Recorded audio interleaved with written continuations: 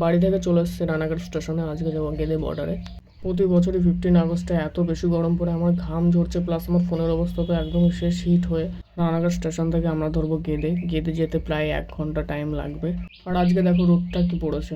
প্রায় 1 ঘন্টা জার্নি করার পরে চলে এসেছি গেদে স্টেশনে।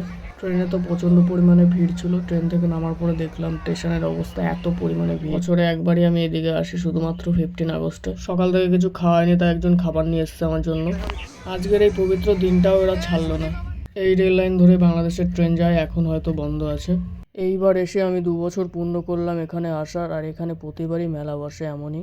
আশেপাশে কিছু লোকজনের কাছে এবং আমার বন্ধু বান্ধবের কাছেও শুনলাম যে গতবার আর এইবারই নাকি অনুষ্ঠান ভালো করে করেনি। গতবার তো একদমই করেনি, আর এইবার সাজায়নি। ভেতরে প্রবেশ করে আমি একদম কাঁটাতারের পাশে এসে দাঁড়িয়েছি, ওই পাশে বাংলাদেশ। বেশি পোজ মারতে গেলে যা হয় হাতে লেগে গেল আমার। এখান থেকেও খুব সুন্দর করে সাজায়, এবার সাজায়নি। আগের বছর তো গান টান কিছুই হয়নি, এবার তবুও একটু নাচ টাচ হয়েছে ছোট বাচ্চাদের। এই দিনই সব থেকে বেশি রোদ আর গরম দেয়, রোদে পুরো ঝলসে গেছে।